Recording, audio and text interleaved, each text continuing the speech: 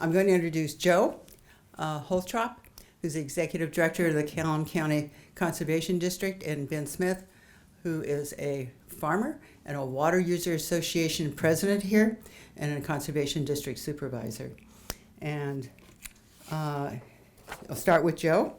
Joe has worked for the Conservation District since 1988 and began working for Clallam Conservation District in 1988. So he's been here a while, right? Joe grew up on a small dairy farm in Whatcom County, Nooksack Valley, earned a Bachelor's of Science in Landscape Architecture and Master of Adult Education from Washington State University, and a Master of Landscape Architecture from the University of Michigan. Joe also served 2 stints in the Peace Corps, volunteering in Nepal, Argentina, and Guatemala. So one thing that has struck me is the people that are here dealing with our water issues at all different levels and all different kinds of ways have been here quite a long time. They have a long history here. And I think that's really valuable for us. I certainly appreciate that they stuck around, okay, with us. All right, and then Ben Smith. Okay, he graduated from Sequim High School, okay, in 1984. He was an exchange student to Finland. He has a Bachelor's of Science degree in nursing, University of Washington. This is a talented young man. In 1990, he returned to Sequim in 1993 to manage the family dairy farm in partnership with brother Troy, who manages the crop operation, and parents, Jan and Gary, who make sure the wheels don't fall off the wagon. Okay, and I think probably most of you know that this is the family that owns the Mapleview Farms, right? Mapleview Farms is a 5th-generation dairy farm here in Sequim. The farm was started in 1933 by Ernest Schmuck. He is currently milking 400 Holsteins dairy cows and farm about 850 acres of owned and leased land. And if you've seen the film, you've gotten the connection now, how important it is that our 2 dairy farmers have land that they can grow the feed on, right, for their cows. All of our milk is sold through the Dairy Good Corporation, Dairy Gold Cooperative, sorry. The majority of the corn, orchard, grass, and barley crops we grow are produced to feed the dairy cattle, but we also grow vegetable seed and spinach seed crops. We are 3 years into a trial planting of hazelnuts, okay, hoping to be able to diversify our operation and improve its long-term viability. Troy's son Jake is our newest generation of family that has returned to the farm. His love and interests are in beef cattle. He is currently managing and expanding our beef cow operation. And then I have a whole list of boards and committees that he has served on because he's a longtime citizen and participant in our community. I'm very, very, very happy to have these 2 gentlemen with us tonight. Thank you. Okay, and who's going to start off? Joe. Okay.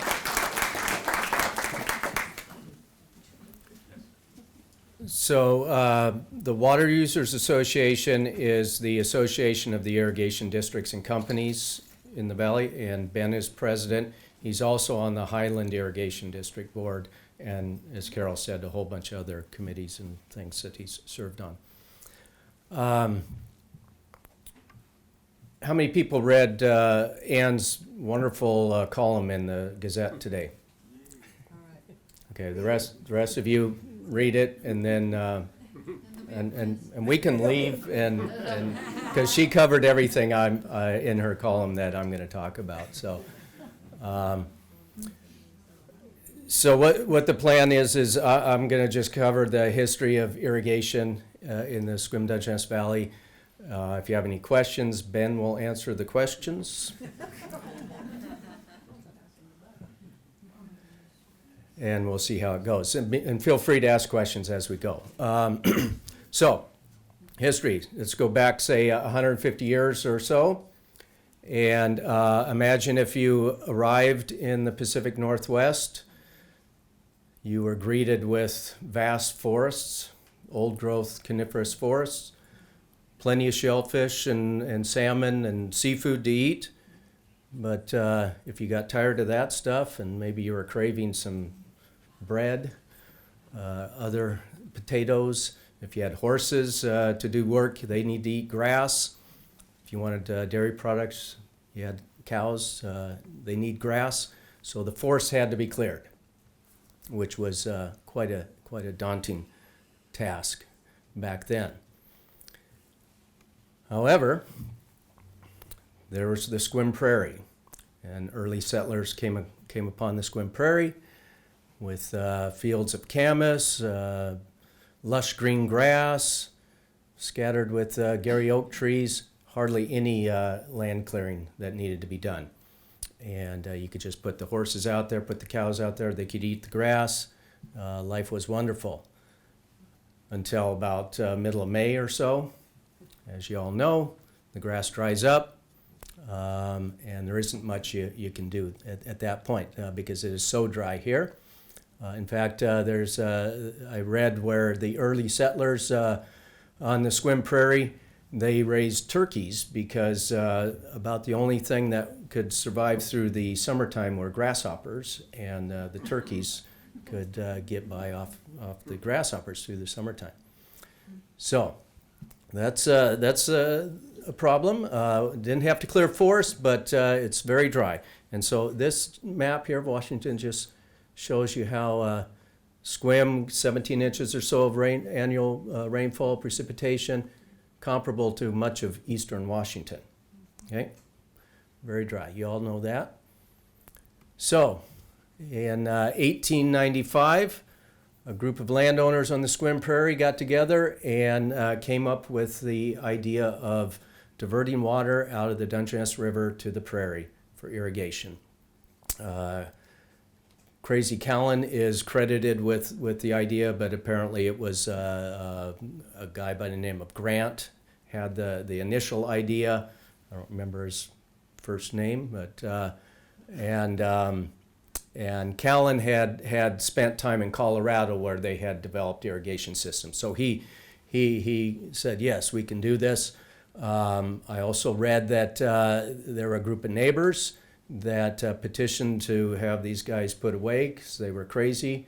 They were going to try to make water flow uphill to get to the prairie. But 1895, they started the Squid Prairie Ditch Company. So there's Squid Prairie Ditch Company. This is one of the early shares. Started selling shares and raising money and surveying, developing plans and designs, and digging ditch all through the wintertime. And May of 1896, they delivered water to the Squid Prairie, and they had a party. It was May Day party, and big deal. And that festival has continued every year since. This year is, I think, 125th Irrigation Festival. Ben's mother, Janice Schmuck, was irrigation royalty. My daughter right there, irrigation royalty. She's in the back over here. So big deal. It was a phenomenal thing to get the water onto the prairie, and it really changed everything too. So after that, Squid Prairie Ditch Company, they started, and then other irrigation companies were formed after that, started digging more ditches, and lots of big infrastructure to get water to various places throughout the valley, and agriculture started to thrive. And Sequim became a big agricultural area.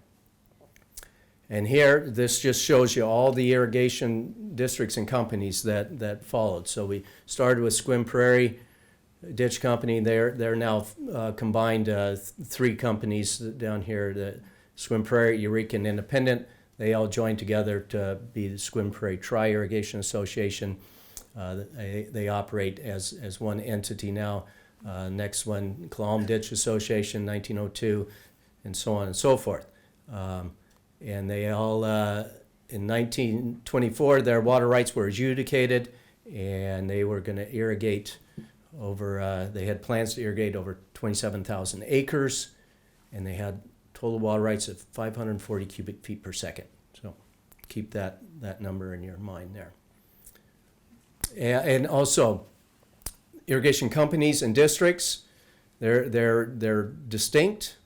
The districts have a territory like a school district does, and every property within the district is assessed through their taxes, and that goes to support the operation of the irrigation district. A company has a traditional service area, but you have to own shares in the company in order to irrigate. And even with the districts, even though you own property, you may not actually be able to irrigate simply because the irrigation water may not be delivered to your property. Okay? When they originally built the system, they delivered the irrigation water to the high point of every 40-acre parcel. And from that point on, it was the responsibility of the landowner to manage it. And if they subdivided, they were supposed to either give easements or convey that water to every parcel, which they rarely did. And so now there are lots of orphan parcels out there that are entitled to the water, but you have to go through a lot of effort to get it if it isn't at your property. And this shows the map of the current system. 7 irrigation districts and companies, and they're irrigating 6,000 to 7,000 acres now. Is that right, Ben? Yeah. Okay. But it goes all the way from Sequim Bay, Johnson Creek, to Siebert Creek over here. And Highland is the upper canal up here, and Agnew is the upper canal over there, and then everything down gradient from there. So lots of development of irrigation in the valley, thriving agriculture, but in the 40s the infrastructure started to wear out, that old systems, and decades of flood irrigation were taking a toll too. There were some 2,600 acres of land out there that were otherwise really good farmland, but couldn't be farmed because it was too wet because of all the flood irrigation.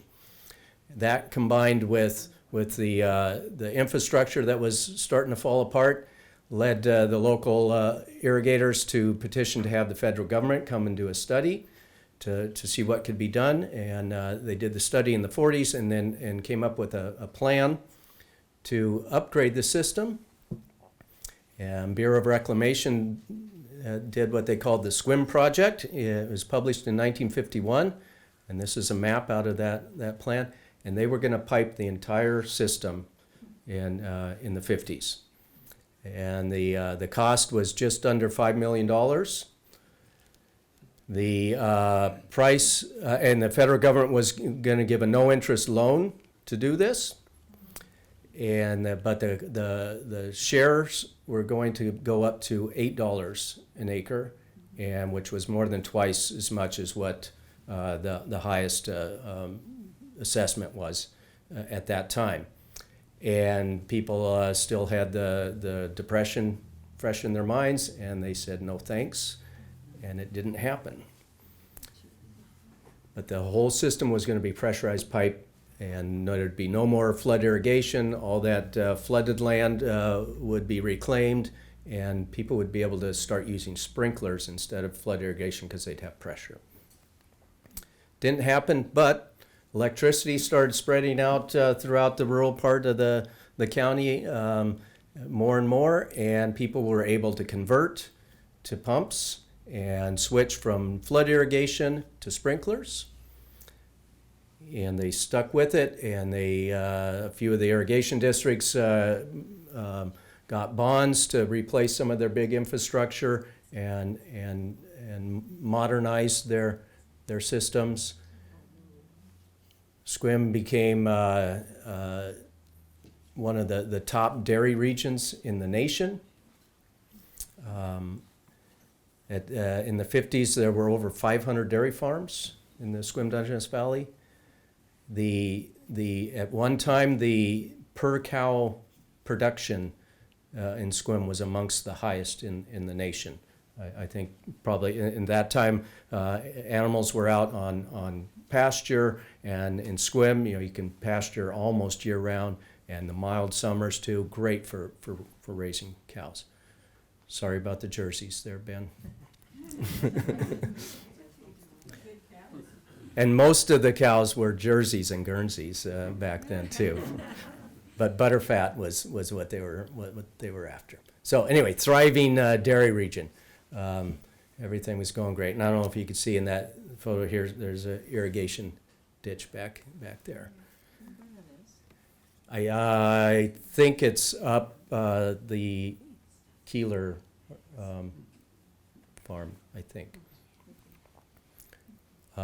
Or the one that's on the north side of the highway that's been developed here recently. So, agriculture, here's our iconic elevator, grain elevator, the co-op. Agriculture was thriving. But things weren't all rosy in the valley. As I mentioned, flood irrigation. Back in the old days, apparently it wasn't uncommon to find salmon in the irrigation ditches. They were supposed to screen the diversion so the salmon wouldn't get in the ditches, but that didn't always work, and people would even find salmon out in their fields. Obviously not a real good thing for the salmon. Jamestown's Clallam tribe started asking some questions about management of the water. As recently as the late 80s, the irrigation, combined all the irrigation districts and companies were taking over 80% of the flow of the water in the river. Not every year and not every month, but late summer in some years that was happening. Clearly not a sustainable way to operate if you care about salmon. And for salmon steelhead habitat, limiting factors, late summer low flows is one of the biggest limiting factors for salmon. And here you can see the average September flow is 172 cubic feet per second. Remember what I said the water rights were? 540. I checked earlier today, I think the river's at 261, I think, today. Lowest recorded flow. Is that still accurate, Ann? I thought I saw you had something different in your column about, okay. Okay. And now the irrigators never take more than 50% of the flow, but it's still a substantial amount of water. And in 1999, a few species of salmon were listed as threatened under the Endangered Species Act, and that really, so the Jamestown's Clallam tribe was working with the irrigators prior to that, trying to encourage them to do some things, and there was an MOU that was signed in '98, I think it was, to make some progress in that, to reduce diversions from the river, but then the ESA listing of salmon really kicked things into high gear. Federal government basically told the irrigators, if you don't do everything in your power to reduce the amount of water you're taking out of the river, you might not get any water. And so the irrigators and the Jamestown's Clallam tribe, they got together and they said, let's work together, let's see what we can do to improve this situation. And Conservation District got involved to try to help the irrigators. Most of the irrigation districts and companies don't have staff, or if they do, they're out in the field cleaning ditch and that sort of thing. So we started trying to get grants for the irrigation districts and companies to upgrade their systems. The Clallam Dungeness system, that was about 16 miles of pipeline that was installed over about a 10-year period, and that was the first fully enclosed pipeline system in the valley, something that they wanted to do back in 1951, and that saved a huge amount of water. And here's Dungeness District. They had one of those earlier photos. They had one of those overhead aqueduct systems. Then when they modernized in the 50s, they put in a concrete pipe and a siphon. And in 2017, that was replaced with the high-density polyethylene pipeline. And the first grants that we got at the Conservation District were for water quality, actually. About the same time, 1998, I think it was, Dungeness Bay had a big downgrade for commercial shellfish harvesting because of fecal coliform bacteria in the bay. And there were grants available to deal with water quality issues. And so we got some grants and we had identified several irrigation ditches that dumped their surplus water, the excess water at the end of the conveyance system, either into streams or directly into Dungeness Bay. And they were, they traversed the landscape, pick up a lot of contaminants. And the contaminant that we were looking at for the shellfish was fecal coliform bacteria, and they were polluted. So we got some grants to deal with that. And we thought it'd be simple. We just go out and find where the pollution's coming from, and we deal with it in those spots. Wasn't so simple. There were a few places where there were cows in the ditches, and that was pretty easy. But there were other places where we don't know, but we suspect maybe it was, like there was a lateral running through Carlsberg. We could not, there were no livestock on any of the ditch, but it was highly contaminated. We suspect, we don't know, but we suspect it might have been septics, but we said, what the heck, it doesn't matter, we'll just pipe it. Contaminants can't get into it, and if we close it at the end, then there's no discharge, no water. The only water that goes out of the river is water that's used for irrigation. And so we started this process of doing these big piping projects, closed in, pressurized, piped the whole thing, no more of this piecemeal stuff. And we did do a couple of projects where we did find pipes from septic systems that were discharging into irrigation ditches. Not in that particular case. And then there's also, you can see this is a before and after here. It's sprayed with herbicide to kill the vegetation, and if you're an organic farmer downstream of that, you're probably not appreciating that very much. But now, here's the same thing, and it's in a pipe. Can't get in there, you don't have to worry about it. So lots of progress. And again, the first projects were for water quality, although we were also trying to do water quantity, water conservation, but the money was for water quality. And then later after that, there was a program called the Irrigation Efficiencies Program that the state legislature approved that was targeted for water conservation. That was in 2001 or 2002, I can't remember. And so we started doing a lot more projects. And you can see before and after on these and see how gravelly the soil is. Many of these ditches, over 50% of the flow in the ditch was lost to seepage into the ground. And this just kind of shows that, so the blue here is piping that has been done since 2000. Although this map's 5 years old. So there's a few more of these dark blue lines that have been replaced with pipes. But, yeah. Can I interrupt for just Yes. a second? Seepage into the ground, does that go back into the aquifer? Yes. Okay, so we're recharging the aquifer with that. Yes. Yeah, the leaky ditches for, since 1896 have been recharging the aquifer accidentally. Or Whatever. in an unintentional way. Yeah, and can you hear me okay? Silas can't. You can turn on that mic though if you want. He said that one's gonna be scrabbly. He told me to hit Joe and come over here. So that issue has come up a lot as we pipe canals as far as cost effectiveness. Are we doing the right thing because we're piping all these canals and then we're not having the aquifer get recharged? So the benefit we have long term is that we can control when we're doing that recharge. So even though it costs a lot more, if we can pipe them solid and then have recharge projects where when there's extra water flow in the river, we can recharge that aquifer on when the flows are high, then that's the best way we can manage that resource. And the drawback to that is the cost.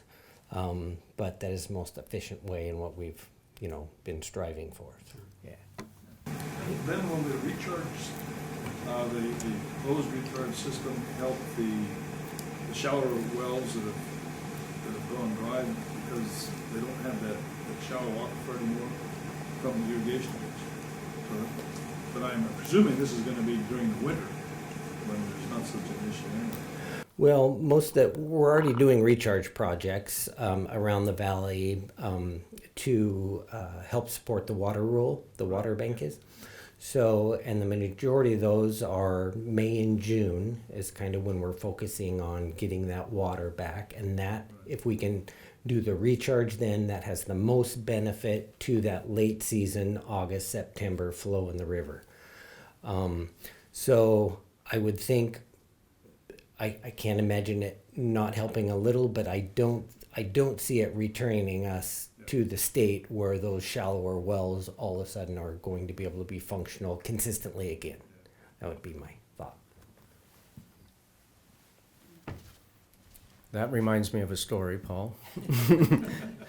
The first big piping project we did a press release about it. We said it's going to be this big piping project. And I got 2 or 3 calls from people saying, your piping project made my well go dry. And I said, well, we haven't done it yet. and where do you live? And this was the piping project was west of Carlsberg, and these people were up River Road and up Taylor Cutoff Road. And I said, even if we had done it, I don't think we would have affected your well, but we haven't done the project yet.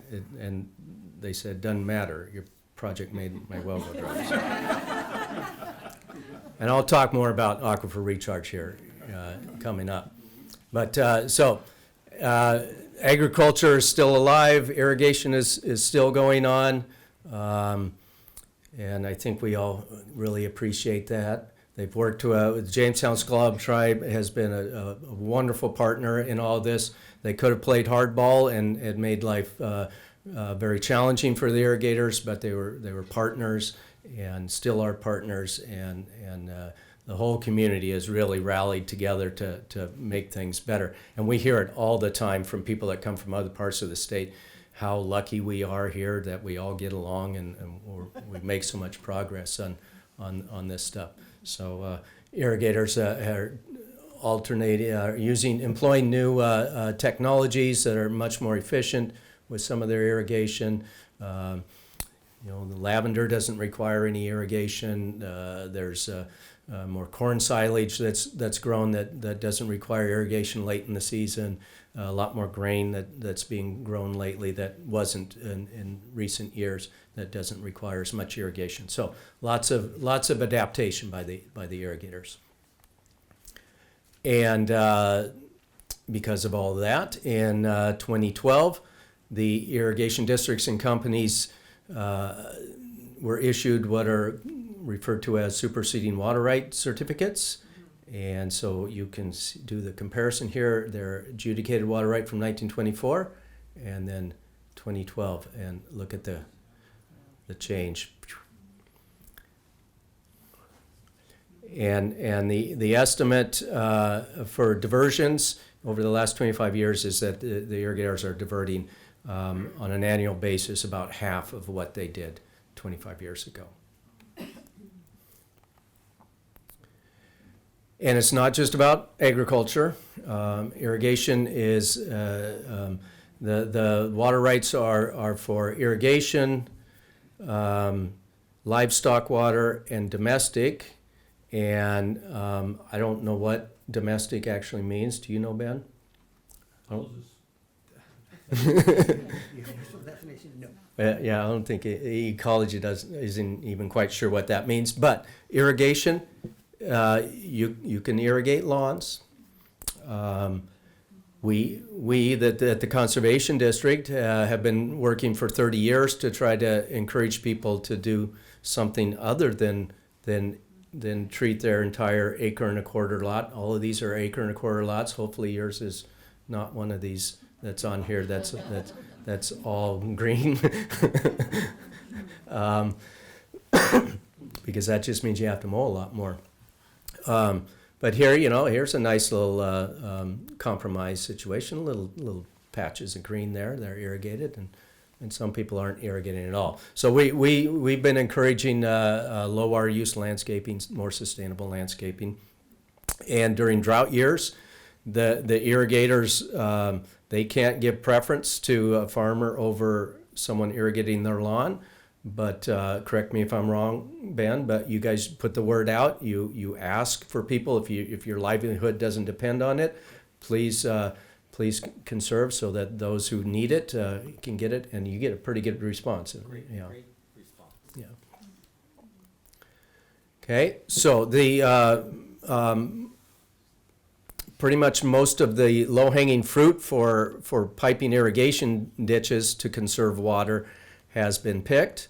And so the next thing we're looking at, and this will be a whole topic, I think, right, for another talk. So I'll just introduce it here, is storage. The irrigators have relied on snowpack for the form of storage up until, well, still are relying on it. And this proposed reservoir up off of River Road will allow water to be diverted from the river when there's plenty of water in the river and stored in the reservoir. And then the last month of irrigation season, at least on the east side of the river, about half of the land on the east side of the river can be irrigated for the last month out of the reservoir rather than taking that water out of the river. And you'll hear much more about that in a future talk. So this just shows got the reservoir here, city of Sequim's here, and pretty much all of this land could be irrigated for that last month of irrigation season when the river's typically at its lowest. That water would come out of the reservoir rather than the river. When would that start, say, the middle of August? Yeah, either 1st of August or middle of August. We've looked at a couple of different scenarios: August 1st, last 6 weeks of irrigation season, or August 15th, the last 4 weeks of irrigation season. There was an article in the PDM about it today too. So, okay, one last item: Dungeness water rule, which was the topic last month. So you've all heard that. I'm not going to go back over all of that, but the water rule means basically gave a water right for all the streams effective January 2013. So any new water uses after that date have to be mitigated, and there's the green area and the yellow area, which basically means the yellow area you can only do the indoor water use. The thought being that water use up here can't be mitigated because the mitigation happens in the form of aquifer recharge, and the irrigation system is what is utilized to do the aquifer recharge. So we at the Conservation District have done all the planning and design and construction of the aquifer recharge systems. There's 9 of them in place right now. 3 of them that are just getting finished up, but 6 that are operational. There'll be 9 operational this summer. They utilize the conveyance system of the irrigation districts and companies to take water off the river when it's plentiful, when the water's abundant, and divert it. And we've found certain locations where the soil can accept the water easily, and we built these aquifer recharge systems. Most of them do not look like this. If I had a photo of what most of them look like, it would be just a field, because they're perforated pipe buried under the ground in drain rock. So they're like big drain fields. So I like to think of these, so they're required for the mitigation for all the new water uses, all the new wells that go in, they got to mitigate, and so that's required. But we've overbuilt them so that we can essentially use the aquifer for storage. So we're capturing that water that would otherwise go out to sea and diverting it and putting it in the ground, much like the ditches did inadvertently for 120 years. Now we're doing it deliberately and in a managed way, controlled. It's the timing all. For the ones that aren't aquifer recharge sites that aren't for mitigation, the river has to be at certain flow levels in order to divert the water. I think right now it has to be 575 cubic feet per second in order to operate these, and then in April it goes down to 475, I think. So another form of storage. Irrigators, by the way, the irrigators, they sold a small part of their water right to seed the water bank for the whole mitigation and the Dungeness water exchange, and we use the irrigators conveyance system. They operate these aquifer recharge systems also, and do all the measurements and recording it. So here's just some of the summary here of the key points. I didn't mention the Dungeness quill seam plan, but that was the pilot project. There was the Metau and the Dungeness quill seam that the legislature started to do watershed planning for water quantity, and that was really, I think, spurred on by the Jamestown Clallam tribe, and that's what led to the Trust Water Rights MOU in 1998. And in that MOU, which is no longer valid because it's been replaced with the superseding water right certificates in 2012, but the Trust Water Rights MOU, in that the irrigators agreed to never take more than 50% of the flow of the water, and to encourage them to conserve, they were allowed to keep a third of the saved water resulting from any conservation work for future use, which was different than how it usually works. Usually it's you use it or you lose it, but and that discourages conservation, and so there was a little incentive to do conservation. And then it turns out they were conserving as much as they could anyway, and then they did the superseding water right certificates in 2012. Water rights reduced substantially. They leave at least 50% of the flow in the river, and they do everything in their power to keep at least it's 62 CFS right now. Yeah, because 2 CFS sold for the water exchange. And I don't know if you want to talk any more about how you do that, Ben, but that might be of interest to people. And then we've got the reservoir coming soon, hopefully. Yeah. You got the pictures of the map we had there on the reservoir? Yeah, I didn't get a hold of. Yes, I have some. I don't have enough for everyone in the room. You- We will have. You got to more come to later. the future talk. Keep it coming, right?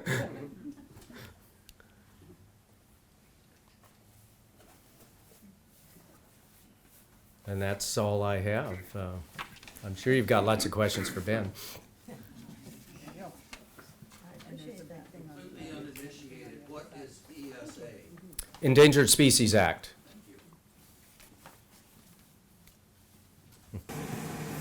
The chart showed you had about twice the amount of water being drawn down from the irrigation district about 25 years ago. Were there issues then? Were there water issues then with the scarcity of water? 25 years ago? Yeah.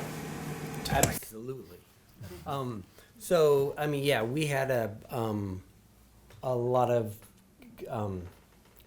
community pressure, environmental pressure, especially with the listing of the species. The focus was heavily on the irrigators because we're the largest user of the water out of the river. So that's what kind of motivated us, and thank goodness for farmers who came before myself, who were willing to sit down at the table with the tribe, with the community, with Department of Ecology, because we made huge gains in a freakishly abnormal way that was just not happening anywhere else in the state. Just that ability to sit down, look at the problem, seems incredibly simple, right? Like, why wouldn't you do that? But so many farming communities are spend half their time in court, half their resources in court, battling with the tribes or with the Department of Ecology. And we've, thank goodness to our tribal community's attitude and our community's attitude, we've been able to put all those resource dollars we can gather together into solving the problem. So it's, but there has been kind of a long-standing push or pressure to conserve as much as possible. Yeah. What happens to those pipes if there's an earthquake?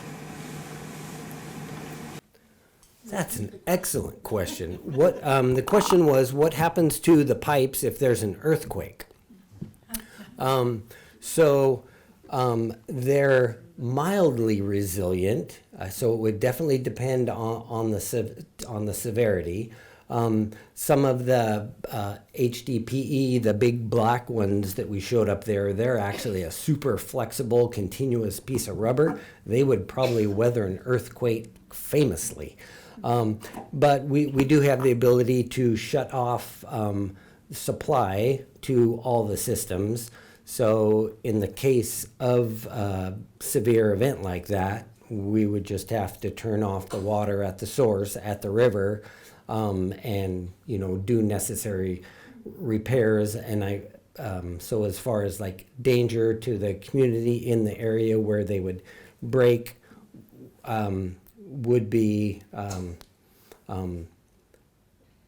somewhat we do have the ability to limit that. Yes. Yeah. I'm thinking your Highland and Agnew canals would be a bigger risk of failure. Yeah. Joe brought up the point that some of our open canals that are on the hillside, like Highland Irrigation Districts that runs back through the Bell Hill area, or the Agnew, that are kind of up on that first tier of slope, they would also be susceptible, to basically failing in that same situation. Sir? How many acres are there in the area where? How many acres are there in the? How big is that biome? Ontario, Prairie, and Sequim. Joe? The original prairie, I don't know exactly, but it wasn't nearly as big as most people think. So Sequim, city of Sequim itself, it was like the heart of the prairie. And then you go north to the ridge where the cemetery is. That was the north end of it. That's where the cactus grows. Yeah, on the south slope there, yeah.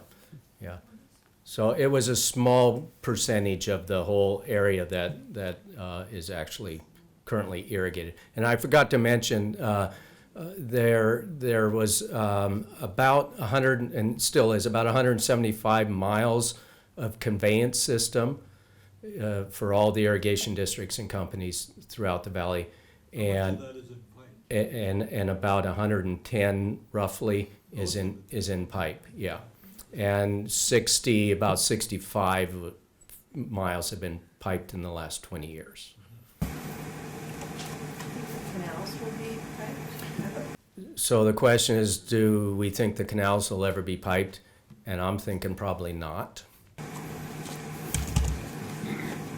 My first thought was the stormwater issue. I mean, because the main canals, both Agnew and Highlands, I mean, I haven't thought all the way through that, but my first thought was, yeah, that'd be a huge volume of stormwater with nowhere to go. Interesting. So the canals she's referring to are Highland and Agnew, which skirt the hillside, and yeah, they intercept a lot of runoff water and can convey a large amount of irrigation water as well. And downslope, there's been a lot of development that has occurred with these canals intercepting that runoff. What are the open ditches that run like along Sequim Avenue in front of the library and on West Hendrickson along the street there? Are those irrigation? Yep. Yep. Those. The library's going to be Squid Prairie Try and Hendrickson also. Correct. Along by the middle school, that's Dungeness Irrigation District. Dungeness is west down towards the river. Are there plans to cover those to pipe them?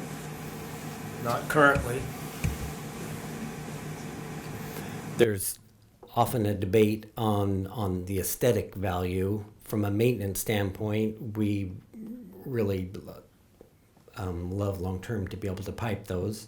But we have gotten, sometimes we'll come through an area and the city strongly requested that run down Hendrickson Road behind the school there be left open for aesthetic value in the community. So kind of have that debate back and forth sometimes, all the time. I assume that all the pipelines have reduced your amount of evaporation, Correct. Mm-hmm. Yep. which is a big. Yep. Absolutely. Sir. I'm interested in the picture of the lavender fields being planted, so that obviously cuts down on the need for irrigation water. Where I lived in California, I went through several different droughts, and I had a well that periodically would get sucked dry, and so water issues were, pretty significant down there. And what I found interesting is everybody being aware of that. It's one thing to have like a rice field or you see someone growing sunflowers and everybody's all worried about water. Well, what they're making all the money on in California now is almonds and stuff, so everybody's putting in orchards. When you have an orchard, you can't choose not to irrigate.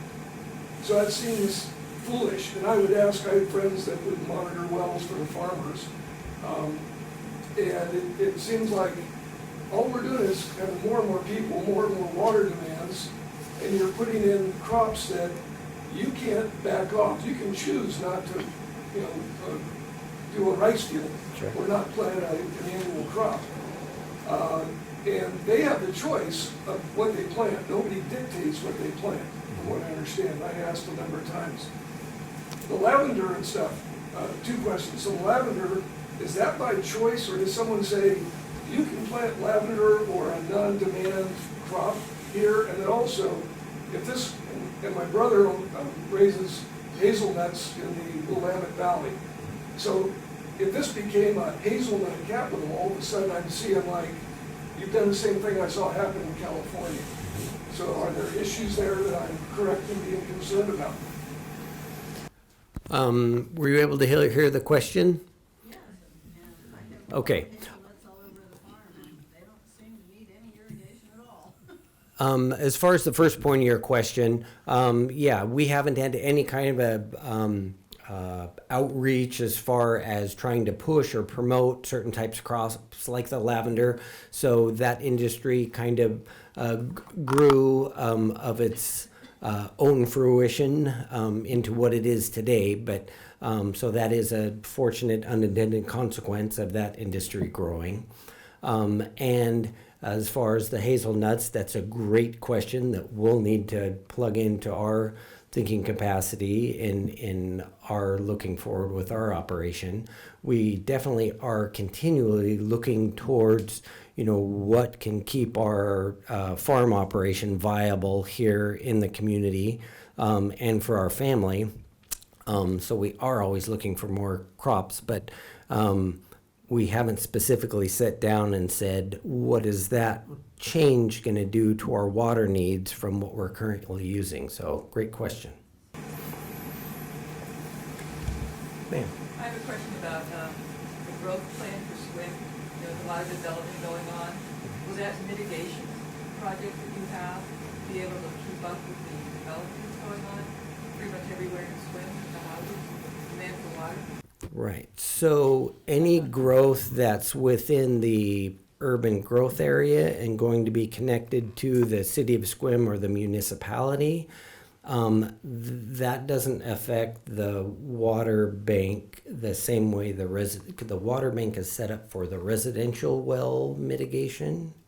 And I don't know the city's current volume of excess capacity. If the city comes to the point where they need to acquire or more water, then they at that time will have to do some type of a mitigation plan for that water, either separate from or in addition to the water bank and the mitigation recharge that is in place now. They're not doing any mitigation now? The city? Yeah.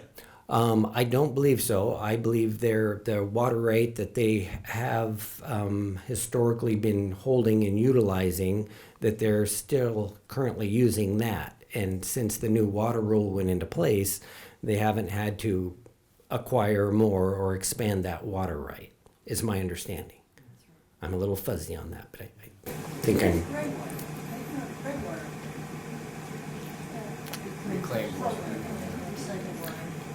Yeah, so they have reclaimed water from the waste treatment facility.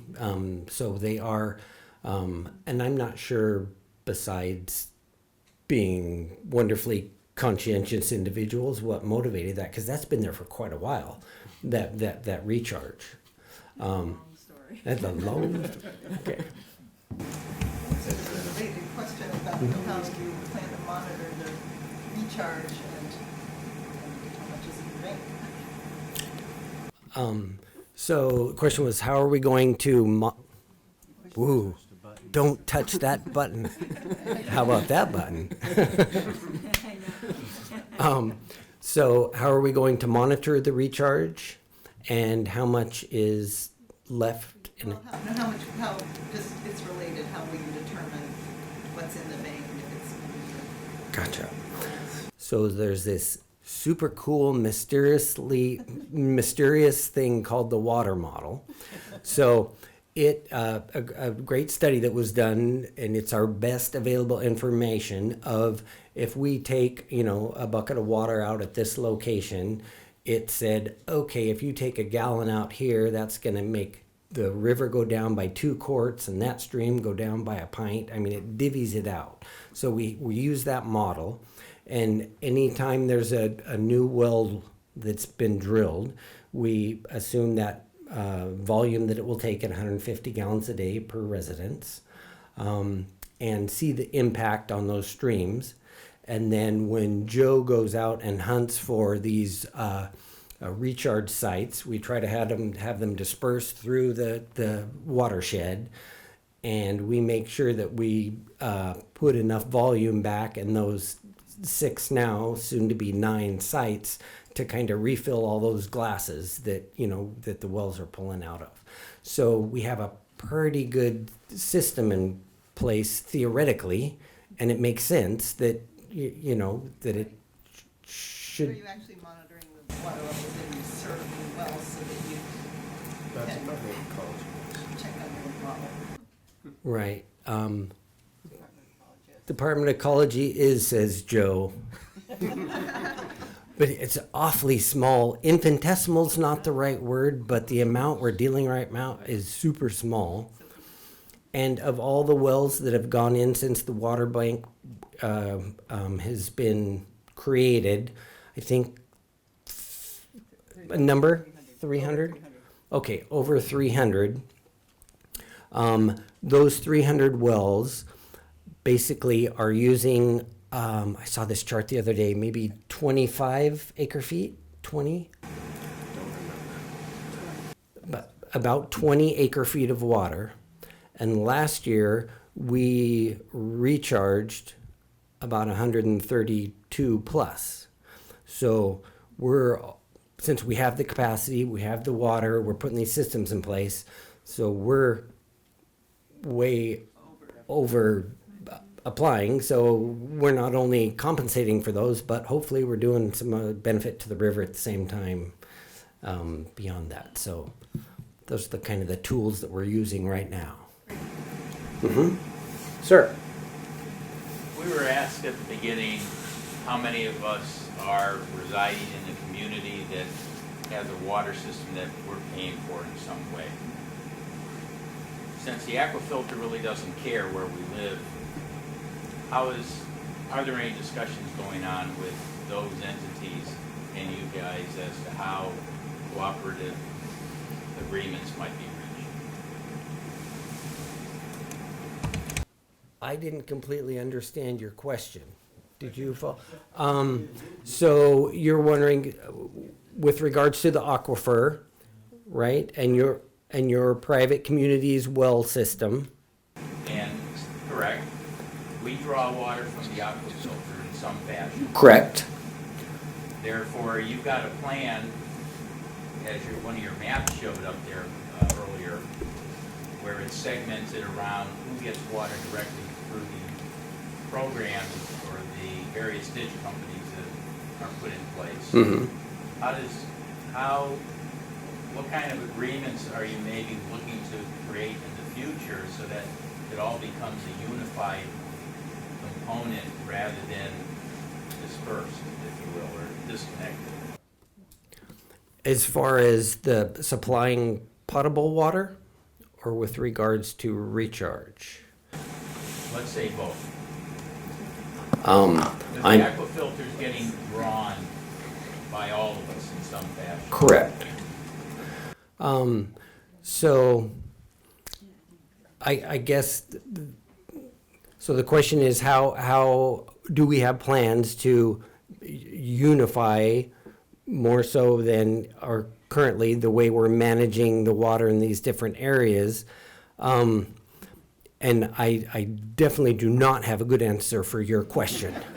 But I mean, I see your point. But at the same time, if your area that you're drawing out of the aquifer, if there's a lot of development out there, then when we're looking for new locations to do recharge projects, we know they're going to need to be over closer to your area as the tool we're using for following the model.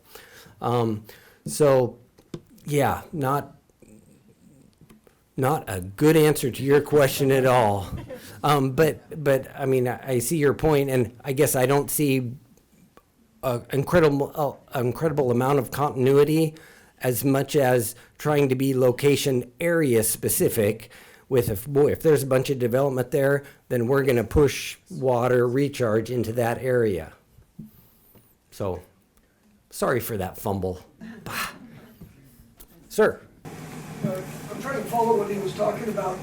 He's talking about the various irrigation districts, correct?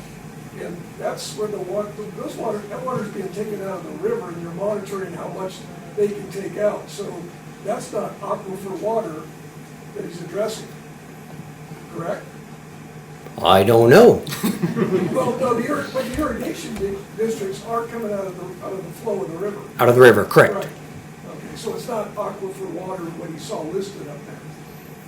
Yeah, my understanding is that there are 3 wells that the Department of Ecology are monitoring on a yearly basis. Hopefully, maybe even more often than that. And I think that we have to go to the state and ask them to do these kinds of projects and put some more money into that kind of development so we can track better what we're doing. My understanding and my feeling about Clallam County of this watershed is that we have been the most successful watershed in the state of Washington as far as planning for the future. The Hearst decision, we kind of remember about that, came up last time. really tried to say, okay, everybody's got to get in line here. We have to take care of our water, and we have to know what those in-stream flows are so we can do a plan, right? And movement is slow. And I think we have done, I think 2 are totally complete now, like we are. And there's others now that are becoming to completion this year. But I think it's really, this is my citizen point of view, it's really the state responsibility to help us here to monitor those aquifers. There's 3 aquifers. And I don't even know, I've never even seen a map that shows me, what the geology is of this whole area underneath here. So I think that's an area of concern that we should be thinking about, but it's also an area that I think we need to talk to the Department of Ecology.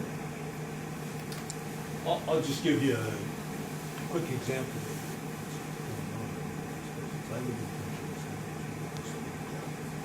Sir, you gotta speak up, sir. Dungeness Meadows, we have a little golf course that's on down there. In the past, when the river got low enough, we had to shut down water in the golf course. Okay? This year, we shut down right around, first or second week of June. And did water, and we haven't watered it since, of course, we haven't had water now. We shut down the first of June. Normally, we didn't shut down until July, July. And that was an agreement with these guys about, we'll let her go brown. When spring comes around, it'll be green again, so it's not a problem. And they do that kind of thing with folks like us to make sure as much water is left available as can be available. Any other questions? Sir? Given current models and projections of how water is supposed to be used in the future and growth projections for the area, what's the timeline horizon before you end up with a critical shortage of water? Well, I guess that's perspective. A lot of folks would tell you we're already at that point, right? We definitely have a closed system right now. There's no more available water.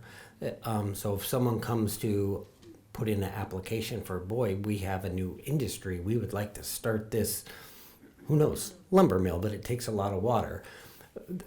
They would have to mitigate or buy someone else's water. So they've already basically closed our water system. So everything that's needed in the future, or any increase, will have to come from water savings, or someone trading or selling their water right to that person. Sure.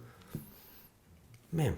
What's the best guess on what will happen with climate change in the future and how that will impact what you're doing now? That is a huge question. I mean, yeah, my understanding is we have the risk of having lower snowpacks as we go forward. And I'm not sure total annual rainfall projection. I think they're thinking. So annual rainfall is the same, but our snowpack is our lifeblood for being able to irrigate and have the volume in the rivers. So I guess this reservoir project will help us make a step to mitigate in that direction to help stretch that water supply a little further. I mentioned wells, using wells instead of river water for ag. So yeah, Ann brought up the point of possibly converting to, rather than using river water, a lot of agriculture utilizes wells. So there's the possibility to go down to that third aquifer and utilize that water, excuse me, for agriculture. The benefit is when you're pulling it out in that late season, that water level changes very slowly, so it's not going to drain the river when the fish need it in that October, September, October, November time period, theoretically. So it's a little safer. The drawback from the farmer's standpoint is it costs a whole bunch of money to pump it up from the third aquifer, as opposed to surface water. So that's why everybody doesn't just jump on that and do that today, but that is definitely another tool in the toolbox. Going to be interesting. Mm-hmm. So Joe had this super cool slideshow, and I brought one thing. It's not quite as super cool as Joe.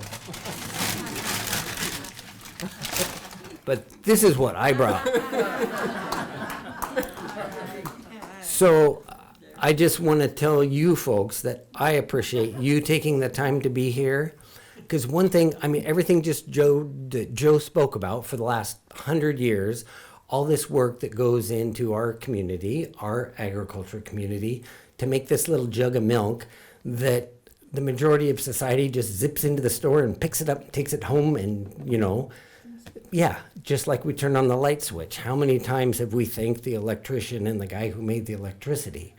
So I appreciate you being here, paying attention, and hopefully appreciating what agriculture helps to provide to the community. And hopefully we're smart enough to listen to everybody and make sure we're being a supportive community member as we move forward, managing the limited resource of water, and hopefully creating wonderful products for everybody.